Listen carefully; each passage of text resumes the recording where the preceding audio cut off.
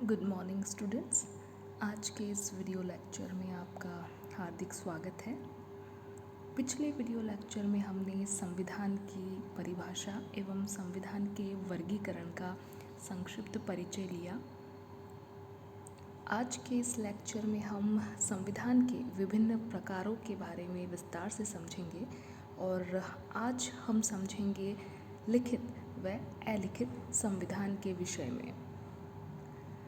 संविधान में प्रथाओं और कानूनों के अनुपात के आधार पर संविधानों को दो भागों में बांटा गया है, अलिखित संविधान एवं लिखित संविधान। संविधान का यह भेद इस तथ्य पर आधारित है कि प्रथाएं न्यायालय द्वारा मान्य नहीं होती, जबकि कानून न्यायालय द्वारा मान्य होते हैं एवं उसके द्वारा लागू किए जाते हैं। चलिए आगे बढ़ते हैं और एक एक करके दोनों ही प्रकार के संविधानों का अर्थ समझते हैं। सबसे पहले हम बात करेंगे अलिखित संविधान की। अलिखित संविधान वे संविधान होते हैं जिनके अंतर्गत प्रथाओं, परंपराओं और समय समय पर न्यायालयों द्वारा दिए गए निर्णयों का अत्यधिक महत्व होता है।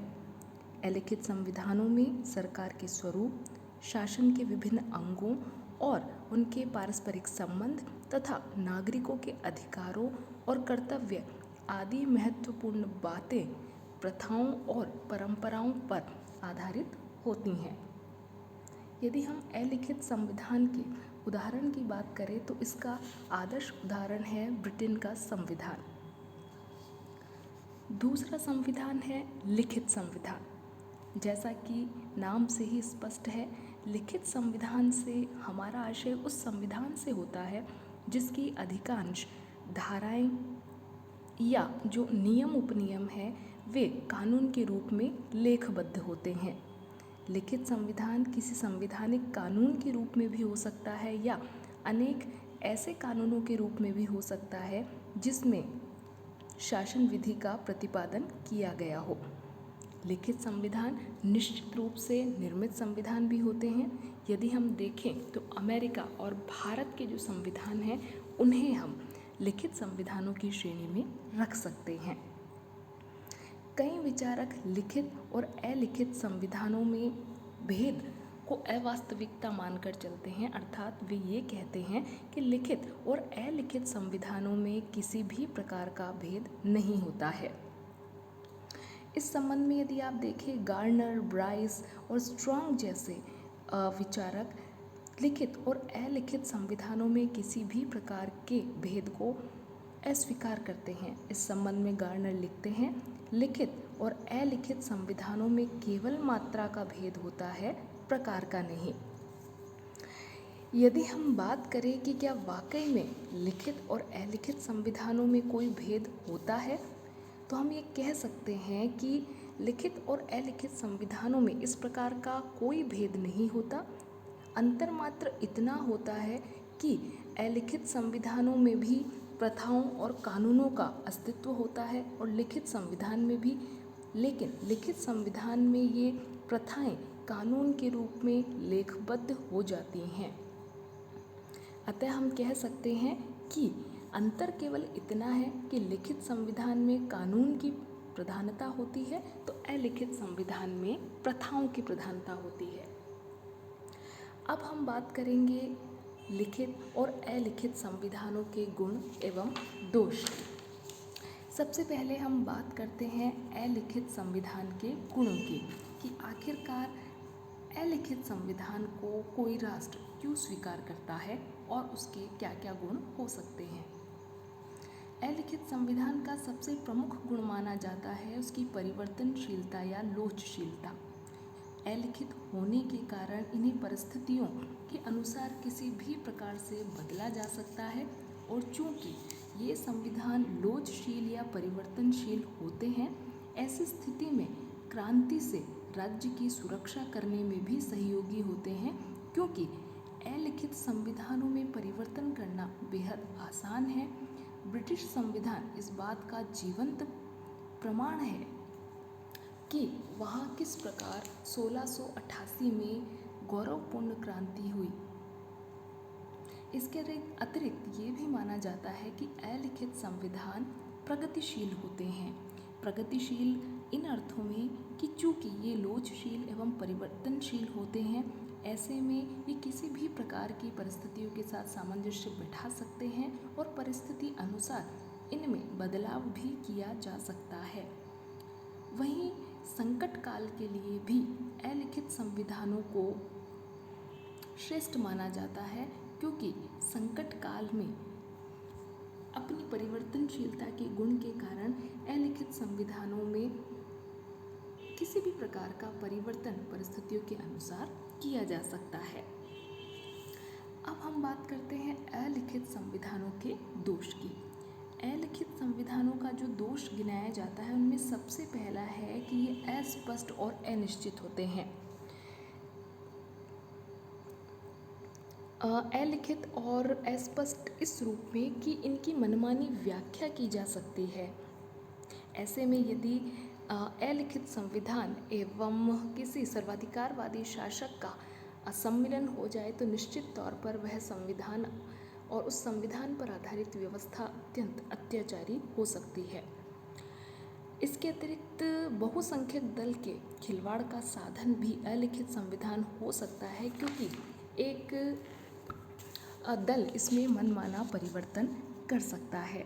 इसके अतिरिक्त अलिखित संविधान न्यायिक व्याख्याओं पर निर्भर करते हैं। ऐसे में यदि न्यायाधीश अपने अधिकारों का या उन गुणों की जिसकी उससे उम्मीद की जाती है उनकी पालना नहीं करता है, तो निश्चित तौर पर जो अलिखित संविधान होते हैं वह न्यायाधीशों के हाथ का खिलौना बन सकते हैं और ऐसे में नागरिक अधिकारों की रक्षा करना निश्चित तौर पर संदिग्ध हो सकता है। इसके अतिरिक्त ये भी माना जाता है कि अलिखित संविधान परिपक्व लोकतंत्रों के लिए तो अनुकूल है, परंतु जो नवोदित लोकतंत्र है उनके लिए इनकी सफलता पर कहीं ना कहीं प्रश्न चिन्ह लग जाता है। इसके अतिरिक्त अलिखित संविधान के दोष में एक दोष ये भी गिनाया जाता है कि यह संघात्मक व्यवस्था के लिए उपयुक्त नहीं है, क्योंकि संघात्मक जो व्यवस्था है उसकी एक अनिवार्य शर्त मानी जाती है लिखित संविधान, और उसी लिखित संविधान के आधार पर संघ और राज्यों के बीच में शक्तियों का वितरण किया जाता है। आइए अब इस लेक्चर के आगे के भाग में हम पढ़ते हैं लिखित संविधान के गुण और दोष। यदि हम बात करें कि लिखित संविधान के क्या गुण हैं, तो चूँकि लिखित संविधान लेखबद्ध होते हैं अतः ये स्पष्ट एवं निश्चित होते हैं।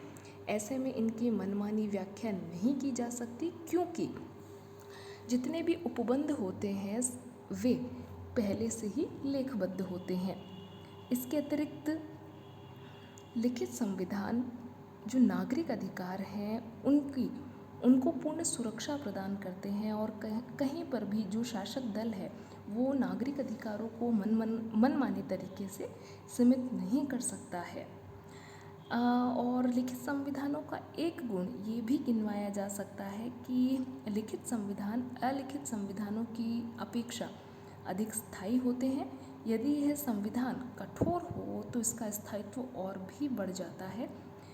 इस मामले में हम अमेरिका के संविधान का उदाहरण ले सकते हैं कि अमेरिकी जो संविधान है वह लिखित संविधानों में जो आधुनिक संविधान है उसमें सबसे पुराना माना जाता है और आज तक मात्र उसमें केवल 27 संविधान संशोधन हुए हैं।